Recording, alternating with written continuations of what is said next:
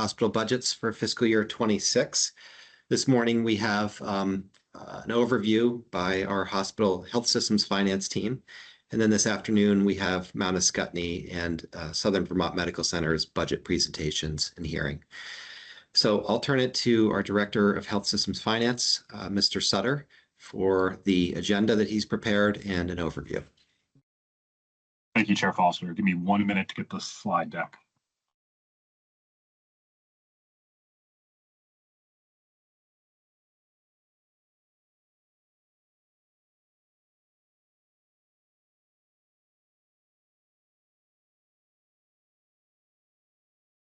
Okay, is that showing all right for everyone? It is. Great, thank you so much. Like Chair Foster said, we're going to discuss the FY26 budget submissions today, some preliminary staff analysis. Very quickly, I'll run through our agenda. For background, my colleague Emma Runya is going to run through some slides discussing hospital spending in Vermont, discuss the insurance market here, some experiences we've seen with hospital expenses since the pandemic, briefly mention what's going on with Blue Cross Blue Shield, and then what we're doing currently to kind of address the issues we're seeing. Then Mark Henksler from our legal team is going to run through statute, rule, and guidance for us and present some draft standard budget conditions. And then I will conclude by going through a summary of the FY26 budget submissions. So without further ado, I will pass it to Emma.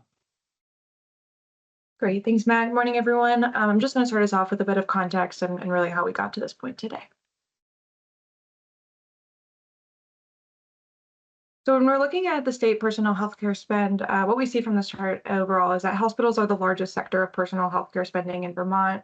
We see that it's over 45% now. And what we can also see from this chart is that it's grown from 2018. So that's that dark blue bar. It looks like it's a little over 40%, and that's grown to over 45% to 2022. So we're seeing that concentration of spending to hospitals is growing, and noticeably the only other sector that we see growing here is prescription drugs and non-durables. And so we kind of start with this just to give us an emphasis on why it's so important that we look at hospitals so closely, as they're such a large sector of our spending for healthcare in Vermont. Looking at the makeup of these hospitals, what we see is that for inpatient discharges, system-wide in 2024, over 80% of inpatient discharges that were submitted in VCures were by non-commercial insurers. So we see it's about 52% for Medicare, Medicare Advantage, and about 28% for Vermont Medicaid, which leaves less than 20% for commercial insurance, and that's overall across all hospitals. What we see here with this is that we're heavy on that non-commercial sector in Vermont. These are, of course, from VCure, so there are some populations missing, but overall, broad strokes, what we're seeing is that there's this heavy emphasis or inclusion of Medicare, Medicare Advantage, and Medicaid, which makes sense given our demographics in Vermont. And we also see that this varies pretty significantly by hospital.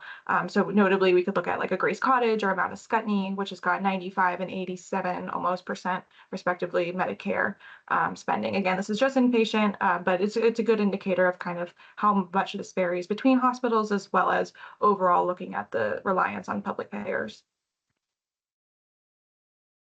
So if we're looking at these different payers, we can then look at their inpatient payment to cost ratio. Generally, we're speaking, just thinking about it, looking at as if it's above 100%, then that payment is covering the cost, and so they're making money on these services. Whereas if it's less than 100%, the payment does not cover the cost, and so they're losing money on those services. And so what we see is that for commercial insurance, that's at 140% overall across hospitals, whereas this drops down for Medicare, Medicare Advantage down to about 82%, and Vermont Medicaid down to 56.5%. And again, we see a lot of variation here across hospitals. We see actually, in fact, 4 of our hospitals for inpatient services are not hitting that 100% or that break-even point for commercial insurance. But notably for CVMC, they are hitting that 100% for Medicare and Medicare Advantage. And then also just to point out once again that critical access hospitals are cost-based reimbursement for Medicare. And so that really helps. For example, in that last slide, we saw Mount Ascutney and Grace being so high for that Medicare population that it's really helpful for some of our smaller hospitals and for our critical access hospitals to get that cost plus reimbursement for Medicare. When we look at the story for outpatient, it's really only more dramatic. We see that commercial insurance rate goes up to 235% for the payment to cost ratio. But for Medicare and Medicare Advantage, this drops down to 73%. And for Vermont Medicaid, it drops down to less than 53%.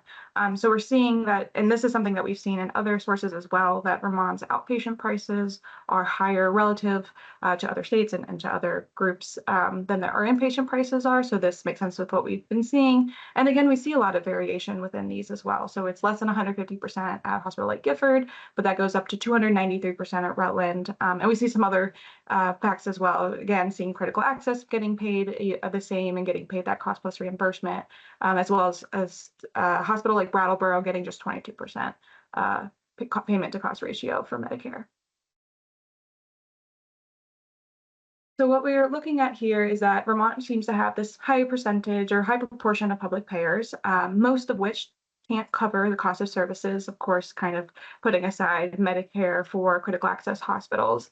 And so when we're looking at the cost, right, because we have payment to cost ratio, we can't really impact the payment for these public payers, but we can impact, or hospitals can have an influence on their costs and their expenses. But when we look at this growth in operating expenses from 2019 to 2026, what we're seeing is a 53% growth. For compound annual growth rate, that's over 6%, from 2.8 billion in 2019 to budgeted 4.28 billion in 2026. So we're seeing expenses have grown enormously. And again, if we're looking at this problem of having lots of public payers and not covering costs, this is only going to continue to widen that gap of not being able to cover costs with payments that are fairly inflexible and we don't really have power to change. Historically, we've looked to the commercial market to be able to cover these costs for us. But that's really not an option anymore. Financial struggles, this is a couple of headlines from Blue Cross Blue Shield Vermont, have pushed Vermont's largest health insurer to the brink.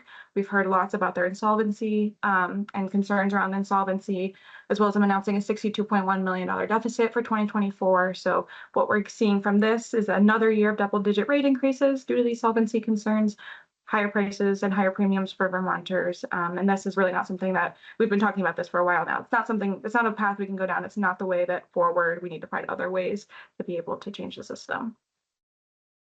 And in this slide, we also just once again see that Blue Cross Blue Shield of Vermont's rate filings again this year were in the double digits. And on the right, there is a quote or a public comment each year during the rate review process. Hardworking, decent Vermonters are forced to come here before the GMCB.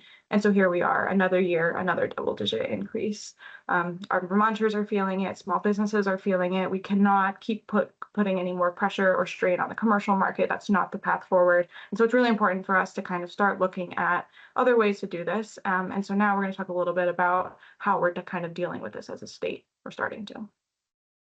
So first, and this is probably most impactful to the 26 budget submissions that we're talking about today, is capping outpatient pharmacy prices. So H.266 or Act 55 now states that the reimbursement of a prescription drug administered in an outpatient office setting must not exceed 120% of average sales price.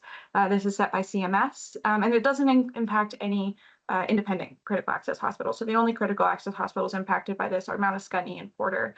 And what we can see over here is that its estimated dollar impact for FY26 is about 100 million. It's a little less, but we don't have estimates in for Brattleboro yet. We know that they will be impacted. We're just not sure exactly what that dollar estimate will be. And so this is a kind of a first step, I think, probably the one that we'll see first and kind of impact our budget process and just the state in general, as we're seeing $100 million removed from the system with this.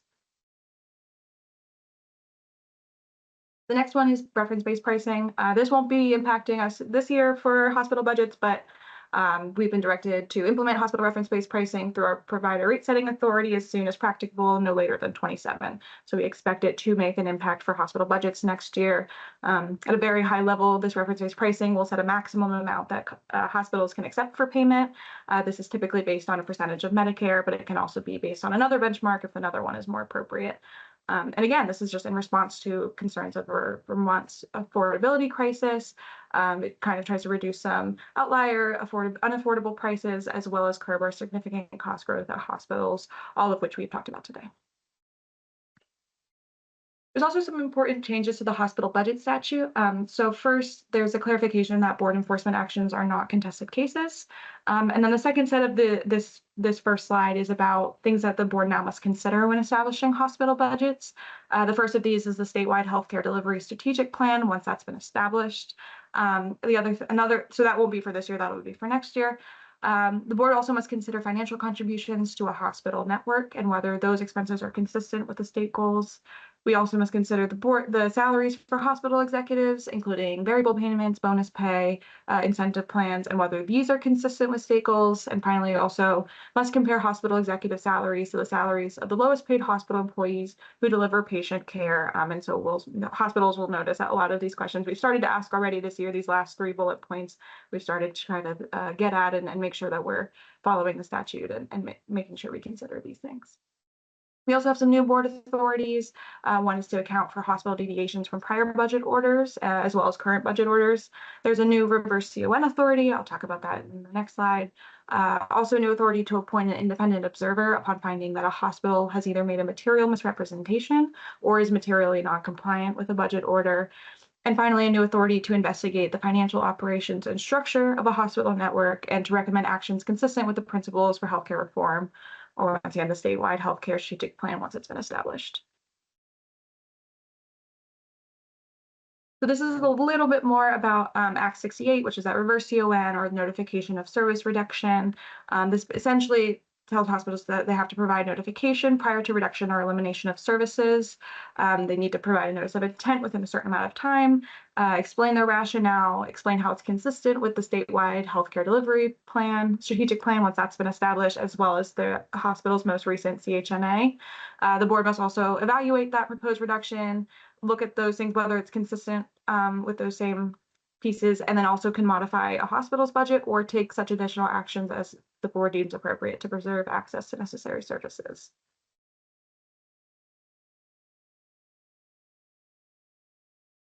And this is just a little bit of a timeline for this, since we're kind of fast approaching it. So July, this GMCB staff was researching and doing drafting a lot of draft policy. In August, we are presenting the draft publicly to the board, receiving public comment, and we'll obviously continue to work and revise that policy. And then by September, we'll present that final policy to the board for a vote. And the implementation of this policy will be prior to hospital budget orders. And just a reminder that this will be a first iteration of this policy with the expectation that this will change, will continue to grow and learn from it and make it better suit our needs. And with that, I will turn it over to Attorney Mark Hengster. Thank you.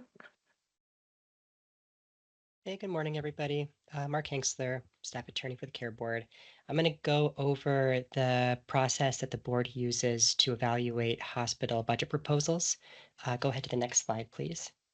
So as a brief history, we've shown this slide in years past. The state has had a process for establishing hospital budgets for a long time. There are some new items that came out of the 2025 legislative session, as Emma mentioned, which I'll touch on, but you can go ahead to the next slide. As a high-level background, just talking a little bit about our timing, the board must establish a budget for each hospital by September 15th with a written decision by October 1st. And there you'll see a citation to the budget statute, which I've done my best to update for current citations with the new law. The board must establish hospital budgets that are consistent with the state's healthcare goals as defined in statute. I'm going to talk about those in a little bit. The board has a process to set hospital budget benchmarks, which guide the board in its decision making. I'll talk about that in a moment. And hospitals under GMCB Rule 3.306A bear the burden of persuasion in justifying their proposed budgets. If a hospital does not meet its burden, the board must adjust the budget to ensure consistency with the statutory goals of the healthcare goals. Next slide, please. So a little bit on process. I won't go through all of this, but just a reminder that hospital budget review is quite cyclical, and there's been a lot of work leading up to today and the hearings for individual hospitals that are going to come next. The item that I'll just flag is that in the beginning of the year, staff met with stakeholders to get input on benchmarks, and then publicly presented a what we call a guidance document, and that guidance document was adopted by the board, and that document is going to be what I turn to next, which describes the process by which the board evaluates hospital budgets. Okay, so starting point in the guidance document, we have this this image. I'm just going to walk through it for a moment. So part of the board's process in evaluating budgets involves eliciting help from GMCB staff who provide recommendations to the board.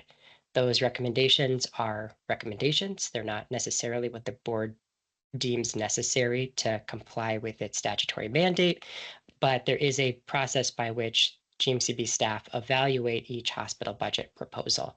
So I'm going to walk through this in more detail, but what I want to flag just right now is that there are different sections in the guidance document. The first section describes what the benchmarks are. Those are benchmarks, performance benchmarks that a hospital either does or does not meet in its proposed budget. We'll talk about those. If a hospital meets benchmarks, then you'll see at the top blue box that staff look at the hospital's budget assumptions, they assess them, and then depending on whether those budget assumptions tie out and seem consistent with prior hospital performance, staff either recommend approval or recommend adjustment to the budget. Separately, if a hospital does not meet benchmarks, there's an additional step that staff take, and that's at section 2. So under section 2 of the guidance document, staff look at a hospital that has not met benchmarks, compare it to peer hospitals that have similar characteristics to try to better understand what market factors may be going on that could be the reason that the hospital has not been able to meet benchmarks for the year in question. But you'll see that in addition to that item, the section 3 budget assumptions are still evaluated by staff, and then staff recommends approval or recommends adjustment. Once that staff recommendation is made, the board then deliberates. So that's going to happen at the beginning, of September, after all of the budget hearings have concluded. The board will publicly consider staff recommendations. It will consider its obligations under statute, and it will evaluate whether and to what extent adjustment is necessary for any hospital proposed budget. Next slide, please. So section 1, benchmarks. Under statute, the board has authority to define benchmarks. These benchmarks are designed for the purpose of allowing the board to waive elements of review that it otherwise would consider.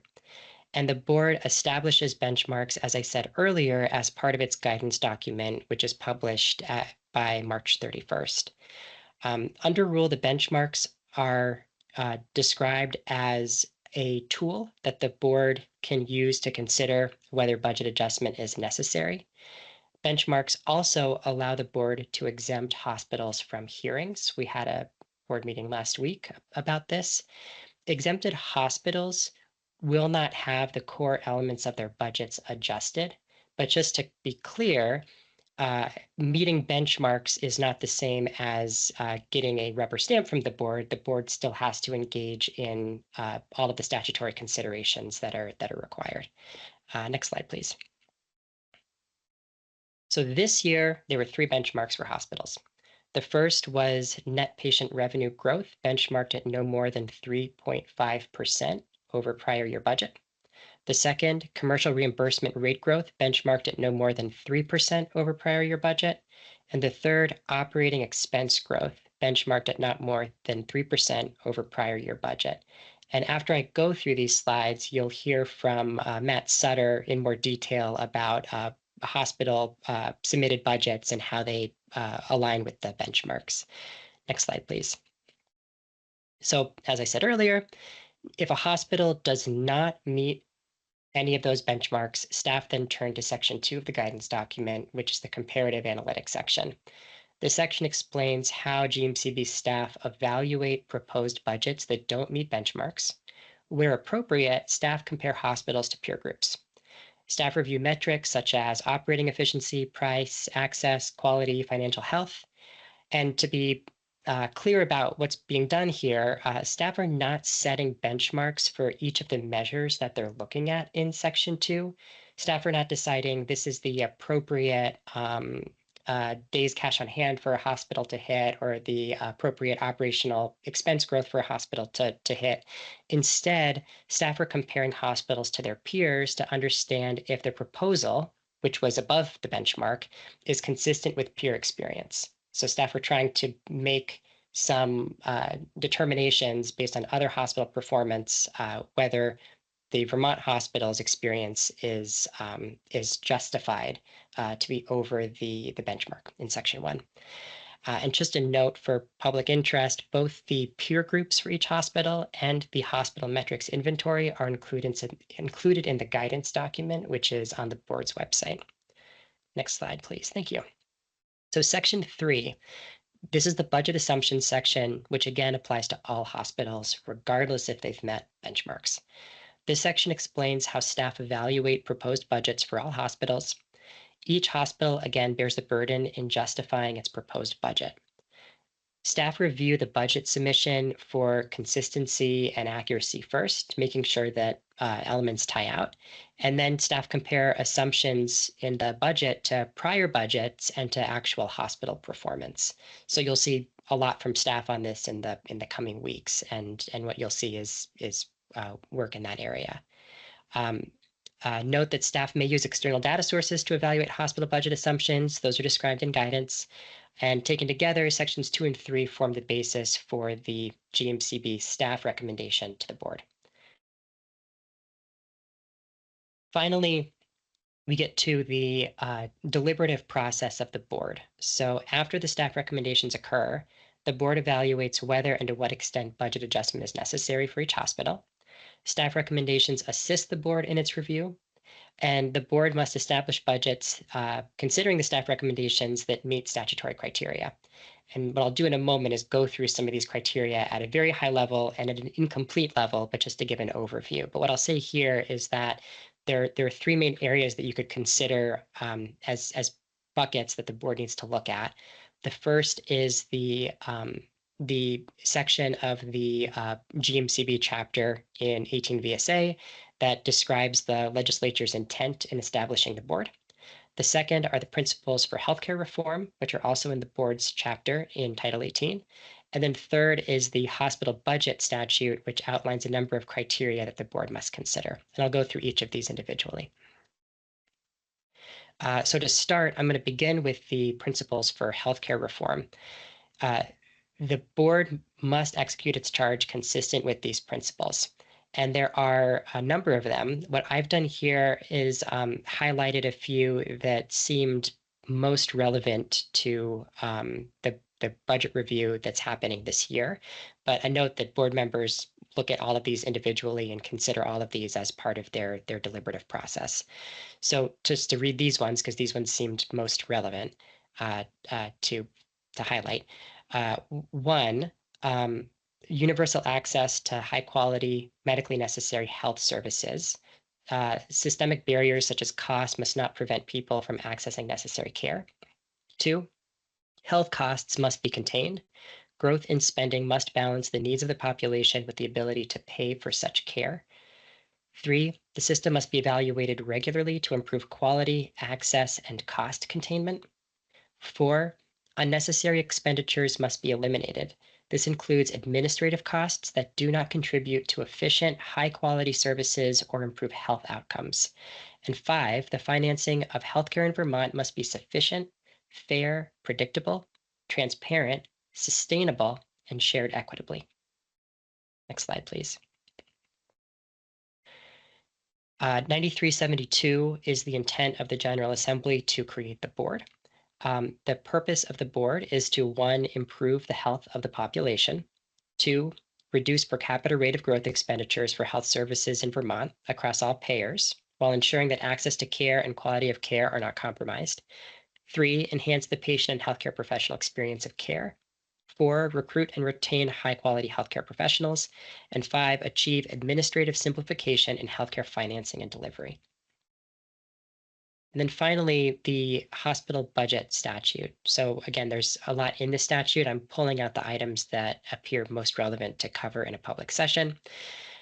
Specific to hospital budgets, to each budget that is proposed, the board considers in part, 1, Vermont's critical health needs and resources, 2, actual hospital performance with respect to past budgets, 3, utilization, 4, the efficiency of the hospital's operations, 5, hospital administrative costs, 6, financial contributions to a hospital network, and if those expenses are consistent with the principles for healthcare reform that I discussed earlier.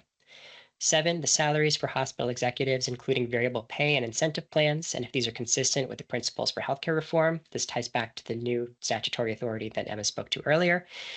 8, a comparison of hospital executive salaries to the salaries of the lowest paid hospital employees who deliver direct care. 9, public comment on all aspects of hospital costs and use and on individual budgets. And 10, the benchmarks established by the board. And I will just say one thing here before going to the next slide.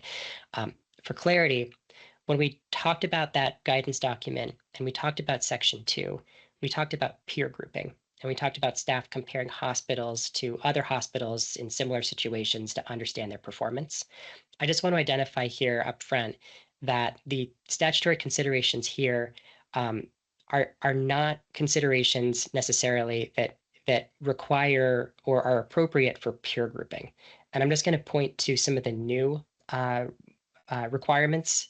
So I'm going to point to 6, 7, and 8. So financial contributions to a network, salaries of hospital executives, comparison of those salaries to lowest paid hospital employees delivering direct care. These are areas where the I'll speak to 6 and 7 in particular. These are areas where the board is required to look to the principles for healthcare reform as a comparison. So it's not necessarily appropriate for the board to look and see if Vermont hospital contributions to a network are consistent with other states' individual hospital contributions to networks. Instead, what the board needs to do is look at the principles for healthcare reform, and it needs to decide if any expenses going to network operations are consistent with those principles. So this is different than peer grouping or comparing to other hospitals. Possible that that's relevant, but just want to flag that the analysis there is different than what the section 2 peer grouping items were that we talked about earlier. Next slide, please. So just to recap on this high level, board is tasked with establishing hospital budgets that meet the state's statutory objectives. These objectives tie back, generally speaking, to increasing access, improving quality, and containing costs. Each year, the board establishes benchmarks to focus its analysis and aid discussion with hospitals. Each hospital bears the burden of persuading the board that its proposed budget aligns with the state's statutory objectives, and the board votes additionally on standard budget conditions that apply to all hospitals. And these conditions get incorporated into budget orders, and that's the last item that I'm going to talk about next. So just a little bit of background on this, and you can go ahead and go to the next slide. Each year, the board establishes a budget for each individual hospital and additionally votes on standard budget conditions that get included in the budget orders for each hospital. These budget conditions are generally tied to reporting requirements. They're tied to methods that hospitals need to use to collect data that can be reported to the board. And then there's generalized language that the board is using when it's making determinations about a hospital's net patient revenue cap or its commercial reimbursement rate cap. So what I'm going to do here is walk through these. This is a draft, a staff-created draft of the standard budget conditions proposed for FY26. The board is not voting on these conditions today. We're just getting these in front of the public as early as we can in this process. At the end of this process, during deliberations, the board will consider and vote on standard budget conditions. In that process, the board may add conditions, may change conditions, but we just wanted to get these before the public at the beginning of the process. I think what I'll do is, instead of reading through each of these in detail, I'm just going to explain the notation system that exists in the next few slides. And then what I'll do is I'll invite hospitals to take a closer look at this when they have time and evaluate the items that are here, and then of course provide any public comment or communicate with the health systems finance team as needed. So just to explain what this is, what we did was we took the standard budget conditions that were used in FY25 budget orders and then began to make changes to those conditions based on what staff perceived would be valuable improvements. Any addition to FY25 standard condition language is notated as underlined text. So as an example, item B has new language. This language is a commercial net patient revenue cap. So this is not something that the board did in FY25, but it's something that staff are recommending that the board consider for FY26 budget orders. And this would mean, if approved by the board, this standard budget condition language would include both an FY26 net patient revenue total cap for each hospital, and additionally, an FY26 commercial net patient revenue cap for each hospital. And that net patient revenue cap would be modeled using the hospital's submitted rate decomposition sheet. As another example here, there's a strikeout on item D, which is in red. And that strikeout means that there was language in the FY25 order that has been removed from the FY26 order. And here that's a minor item, but it's removal of the word expected commercial NPR because, again, this year staff are recommending a commercial NPR cap, which can be used instead of an expected commercial NPR. So that's the way this is notated. The last thing I'll note is that there may be small changes in here that are not notated that were viewed as minor and not substantive to what hospitals are required to do. It's the major items that are underlined as new or stricken out as proposed for being removed for FY26. And you can go ahead and click through the next few slides, which again, hospitals are welcome to look at their convenience.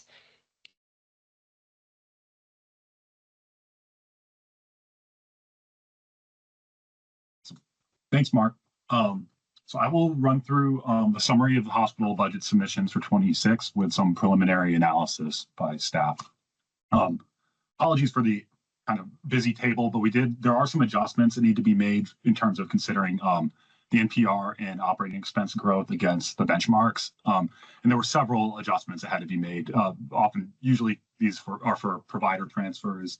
But in the case of NVRH, there was the annualized impact of the already approved mid-year request that was approved a couple months ago. And then I'll also flag at Northwestern, they've requested that they be basically held harmless for a $1.1 million expense increase related to OBGYN services, maintaining OBGYN services.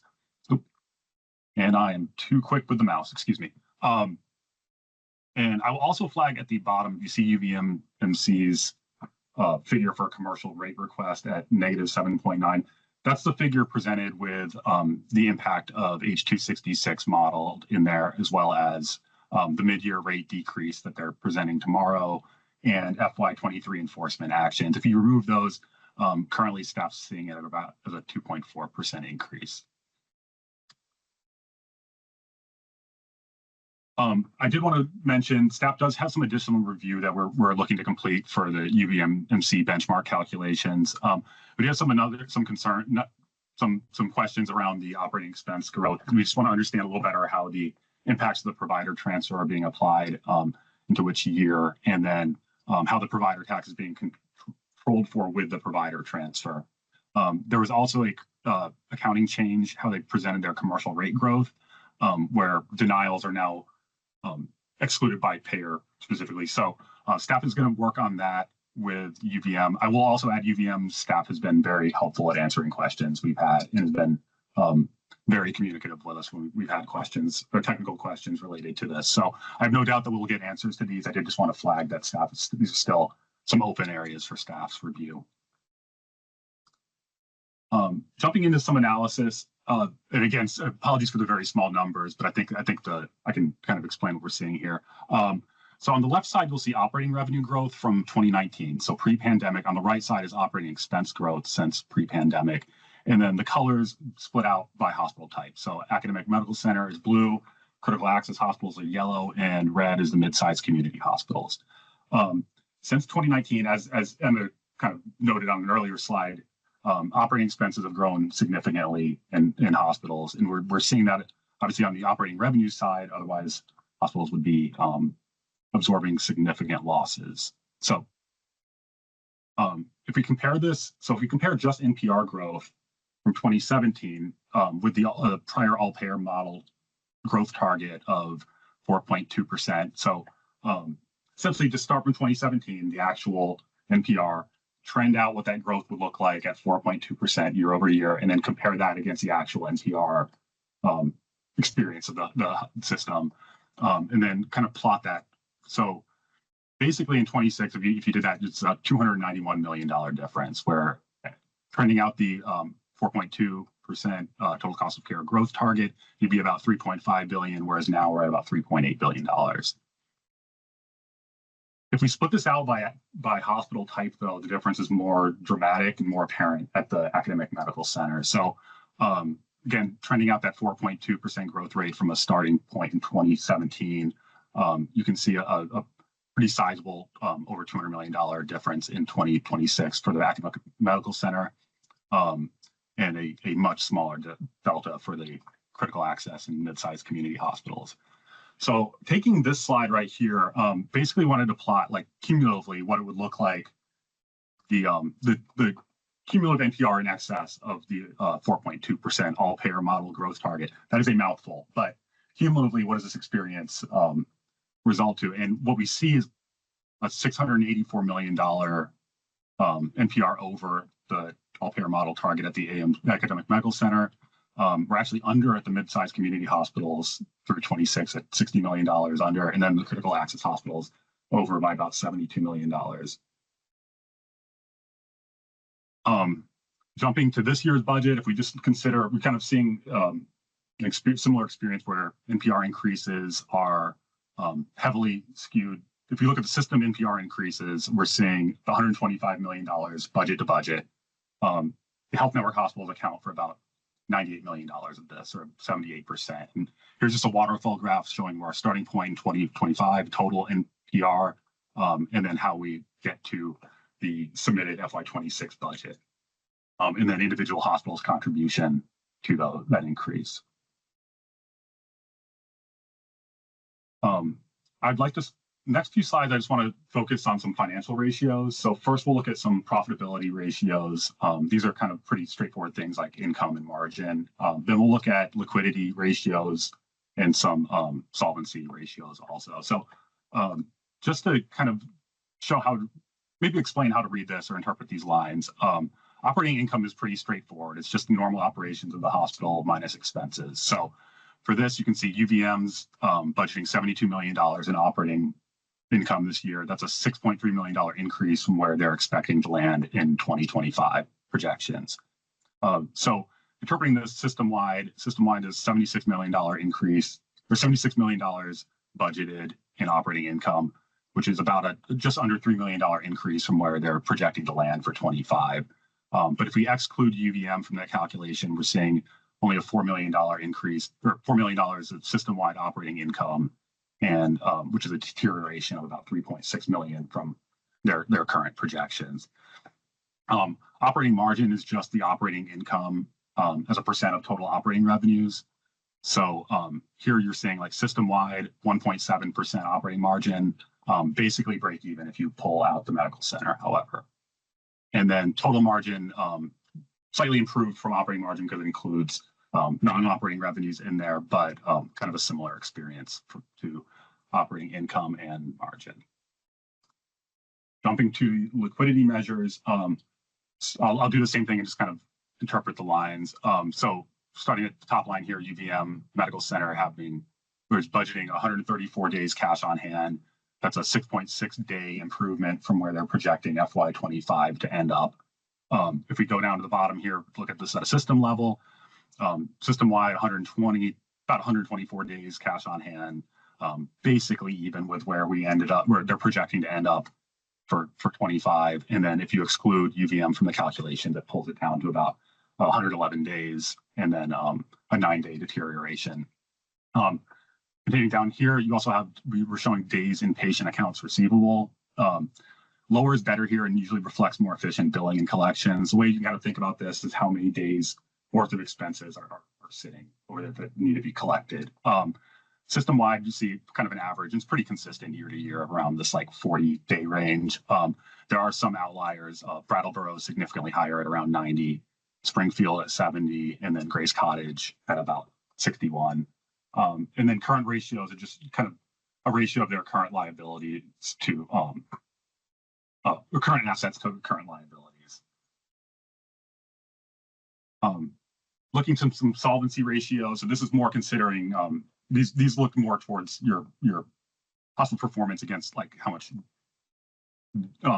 debt you have essentially. So debt service coverage ratio, you can see top line of 4.7 for UVM, which is fairly similar for like the system average below. And then cash flow to total debt is sort of, it's looking at your amount of cash flow, so income, and then we're backing out essentially including depreciation and amortization expenses back in those non-cash expenses back in there, and then basically showing it relative to your total debt. And then long-term debt to capitalization kind of shows the ratio of long-term debt to your overall net assets. So it can kind of illustrate, you know, hospitals or systems that are more reliant on debt financing. And I will note that all these deltas here are relative to FY25 projections for these financial ratios. We do collect utilization information from hospitals. A summary look it's kind of difficult to present based on how they're reported by hospitals, but we did want to provide just a quick summary table of inpatient admissions, outpatient visits, and ER visits, and then the hospital submitted budget their change relative to the FY25 projection. So a couple that do jump out are the large increase at Gifford Medical Center, which we are asking them about for inpatient admissions. But you're seeing some decreases at UVM for inpatient and increases in outpatient. We're not seeing any hospitals projecting decreased outpatient visits. And we also collect pretty detailed staffing information broken out between clinical and non-clinical positions by department. Not all hospitals are the same. They all have different departments and different structures. So it's a very detailed, granular look at this we have. So what we tried to do here was just start very high level clinical positions, non-clinical positions, major service areas, and then just split it out by hospital type, like we've been showing for the other slides. And so here you're seeing kind of across the system, some small decreases about between like 1% and 2% in non-clinical positions and some small increases in clinical. I'll note that there's the clinical increases, the additional hires or additional clinical FTEs are concentrated in the critical access hospitals. But also that there's an increase in physician office practices in the clinical side here as well. So that is our summary of hospital FY26 submissions. Next steps are the hospital hearings. As mentioned at the outset, Mount Scottney and SDMC are today, this afternoon. So Chair Foster, I will pass it back to you for questions or public comment. Thank you all very much. That was really very informative. I didn't have any questions. I just had one observation that I thought I'd make as we contemplate different healthcare reforms that are potentially available to the state as tools to combat these challenges. And one is it's very easy to Monday morning quarterback anything, but the all-payer model and evaluating our cost growth on an all-payer basis to me seems misguided. The goal of the all-payer model is 3.5 to 4.2, but with Medicaid generally 0 to 3 and Medicare 0 to 3, it disproportionately puts that on commercial. And I think even if we hit it, you still would see a real big steep increase for commercial. So I think as we think about these and what the problems we have going forward, recognizing that I think is important. But otherwise, I didn't have anything else. I'll open up to other board members for any questions or comments.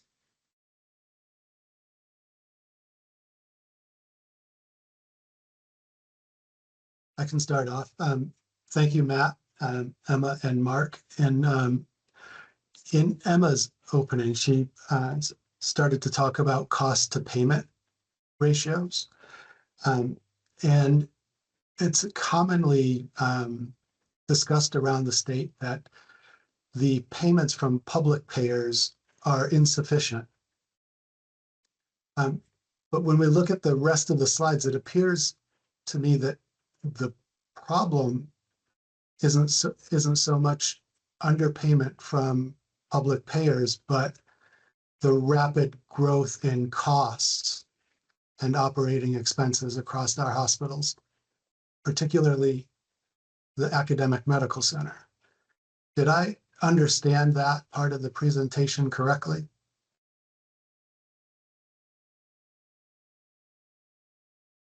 Yeah, the cost coverage information was mostly presented just to illustrate that imbalance between commercial and public payers. Yes.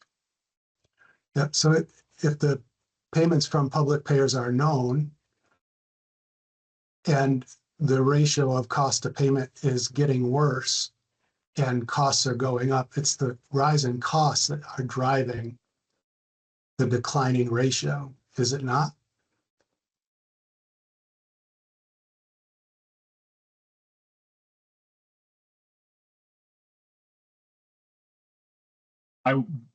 Let me get back to you on that. I would need to understand the methodology a little bit better for how they calculate the cost coverage ratios. Right. But okay. I'm following the logic though. Yes. The logic follows. Yeah. Okay. I did understand that there's rapidly growing operating expenses in our hospitals and primarily at the academic medical center. That was a main point of the last few slides. If I want to make sure that I got that correctly.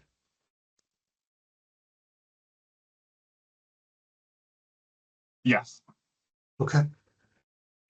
Thanks. Great job. I appreciate it.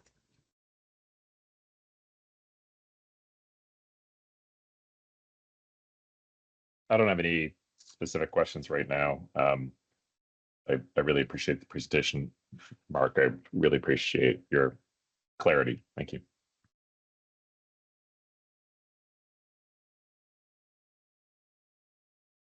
Chair Foster, this is Sarah. I think I'll jump in. Please.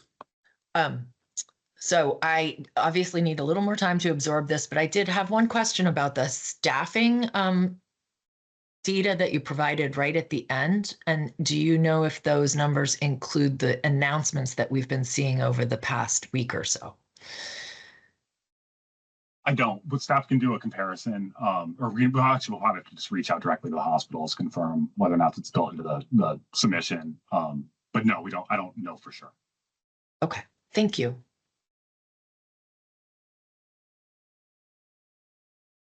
I don't have any questions. I just want to thank everybody for all the hard work I know that's gone into these presentations and the analysis of all these hospital budgets. And I got to dig in. I am digging in.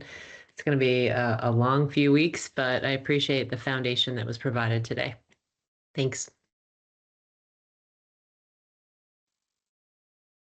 I also wanted to recognize just our staff and also all the hospital staff and public who have worked on these budgets already. It's not just an immense amount of work for the board, but also for the staff, more so the staff, and also for all the hospitals and their staff. And just from my perspective, it's clear there is a pretty significant acknowledgement of the affordability crisis we have, and a lot of effort made on the hospital side to look at our budget guidance and try to adhere to it really closely. So I did want to acknowledge that and appreciate that. With that, I know that the CEO of the Hospital Association had wanted to make a comment. Mr. Del Trecco, are you here? I am, Chair Foster. Thank you. I appreciate the time. So good morning, Chair Foster, members of the board, and members of the public. First, I want to thank and echo some of your thanks to the board and the budget team for your work leading up to this. And on behalf of all of Vermont's not-for-profit hospitals, thanks for the opportunity to speak to these budgets. I also want to acknowledge every single hospital employee across Vermont. They're rising to the challenge and doing more with less every day. So thank you for your professionalism, skill, and compassion and care you bring to all Vermonters. We heard during the insurance rate review hearings that families are facing premiums approaching $50,000. We believe that's unacceptable. Affordability is the heart of healthcare reform and directly impacts access to care. Vermont hospitals are committed to providing affordable care while maintaining access to services in their communities. It's one of the principles of reform, and balancing that is important. The commitment is reflected in both our long-term transformation work we're doing with all of you and the immediate choices you'll see in these budgets. I'm sure you've read the news. Many of our hospitals are already putting into motion plans to realign services and reduce staffing where they can do so responsibly. They have emphasized administrative savings first and carefully evaluated areas where changes could be made with the least impact to patients. They've heard the call to act and are responding with compassion and competence.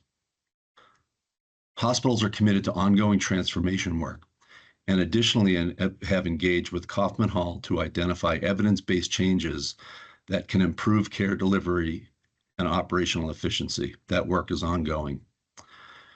As new opportunities come forward, we must carefully measure the pros and cons of each. Surprises can't be part of this process because they lead to real harm in our communities.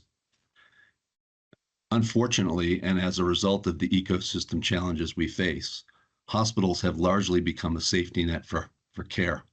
Hospitals are always open, always staffed, and always available no matter the time of day or night. And in many instances, this is far from ideal. It's expensive and at times not what's best for the patient or the providers. Take, for example, the idea that 30% admissions are avoidable. We hear that frequently. If a patient doesn't have another, more appropriate care setting, that admission, unfortunately, is not avoidable. This is especially true in our emergency departments. This is why real transformation means filling in the gaps of care. We just cannot magically shift care away from hospitals. To do so, we must build capacity elsewhere, and we need the whole system to be at the table to succeed. This will take real investment. We're also looking at how this work gets funded. We need payment models that are fair and sustainable and that create the right incentives. Just having rate restrictions is not viable. We already know that from our experience. Finally, this work will only succeed if supported, not just by hospitals, but by the administration, the legislature, the Green Mountain Care Board, and every healthcare stakeholder. We need resources for transformation, and our communities need clear communication about what is changing and why. Without that, I fear we'll be right here, back here next year. As we lead into these 26 budgets, every hospital built its budgets with two things in mind: affordability and patient care. These budgets are lean. In fact, some hospitals submitted budgets with negative operating margins, and those decisions were not made lightly. There will likely be service line changes in the near term, changes that will increase travel time, impact access, and delay care. If those changes become necessary, we must proceed carefully. We must work together to avoid harm to Vermonters. Over the course of the hearings, you'll hear about some of these difficult choices our hospitals are making. I can tell you I've personally spent a career building hospital budgets, reviewing them, and I can tell you the ones that have been submitted are among the leanest I've seen. My early analysis of the data from these budgets indicates downward pressure in all areas of the guidance set by the Green Mountain Care Board. Net patient service revenue, the guidance was set at 3.5%. Again, based on my early math in the information provided, hospitals have submitted 2.17%. Operating expense growth, the guidance was set at 3%. Hospitals submitted 3.36 as a system. And it's important to understand how we got there. We know that 3% is an increase, but they had to make significant reductions. For context, the approved Green Mountain Care Board compounded annual growth amount for the last 3 years was 8%. That was the approved amount. The submitted budgets represented 225 million in reductions from those approved levels. This is the lowest operating expense we've seen since 2019. And for rate increases, the guidance was set at 3%, and the system-wide rate request was 0.81%. That's the average. Again, one of the lowest we've seen. I want to acknowledge it took 3 major efforts to get there. Some of that was budget enforcement by the Green Mountain Care Board. Some of it was legislative changes. And finally, others were hospital-led efforts to control growth and address affordability. The result is lower prices for Vermonters. Our commitment to you during this process and as we move forward, we're committed to examining every opportunity to improve how care is delivered and how operations run because Vermonters deserve it. We're committed to looking at every option thoughtfully, weighing those trade-offs and doing again what's best for Vermonters.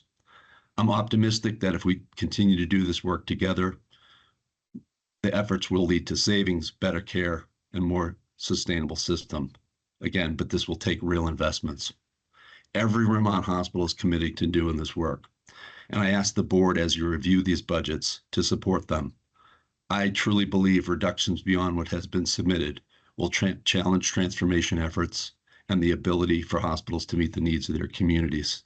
I want to thank you for all of your work leading up to this and the work you're about to do. And I appreciate the time this morning. Thank you very much, Mr. Del Trecco. I really echo and emphasize your remarks on the need for system-wide transformation. And I appreciate your comment. It's not a light switch. We can't just move care out of hospitals. We have to fill the gaps. And I think fortunately the state has engaged for now 3 years and invested in that. Hospitals, legislature, the care board, AHS. And so we are, I've said this before, but we're at the point where we're ready to make the changes we need to make. And so thank you for participating in that effort and your members. I'll turn to Mr. Fisher from the Healthcare Advocates Office. Thanks, Mr. Chair, and thanks, Mike Del Trecco, for your comments. I appreciate them and agree with much of what you said. And I also wanted to, say my own thank yous to everyone who's worked hard to get us here and will continue to work hard over the next couple of weeks to get us to the next step. Of course, board staff, board members, and the leadership at Vermont Hospitals, as well as the rank and file folks at Vermont Hospitals who are providing care today. I don't know if people have noticed, I've sort of stopped using the term affordability in this context. It's not that I don't want, of course, I want affordability for consumers who are getting care today or who are trying to buy coverage. But I have tended to use the focus more on whether our healthcare financing system, such as it is collapsing or at risk of collapsing. That's a different version. That's a bit of a different take. Of course, it relates directly to consumer affordability. But my concern lately is much worse than affordability. On top of more people being priced out of the ability to get the care they need or coverage they need. I am fearful of us spending more than we're raising. Quite frankly, that is my fear. That current trajectories. So I appreciate all the work that's gone into producing the budgets that are in front of you, and I guess I have a little bit of a different take. We will be here next year. I am sure of it. I hope we are. And we will be facing similar challenges because the efforts that led to the budgets in front of you today are the start, or the next phase, maybe I should say. This is going to take more concerted effort over a number of years to attempt to get us into more reasonable prices for our system. So enough for me. Thank you, everyone, and look forward to hanging out with you all quite a bit over the next couple of weeks. Thank you, Mr. Fisher. And thank you for your team's work. Your team always adds a lot of value to this process as well. I appreciate that. I'll turn to public comment via raise the hand. Ms. Wasserman. Yes, good morning. I just have a short comment, basically about the hospital budget data standardization. Act 68, otherwise known as S126, states, I quote, "Hospitals shall submit information as directed by the board in order to maximize hospital budget data standardization and allow the board to make direct comparisons of hospital expenses across the healthcare system." Hospital budget transformation can be incredibly valuable in a whole variety of areas. I'm thinking of travelers, comparing one hospital to the next, as well as administrative overhead. And it could be particularly relevant to the development of reference-based pricing.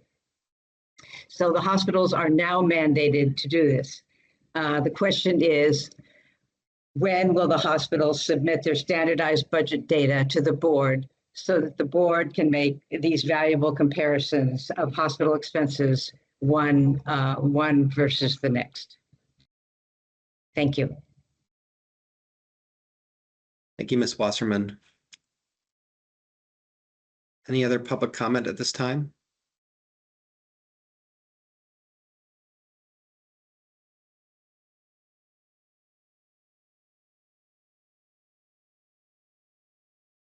Okay, seeing none, I think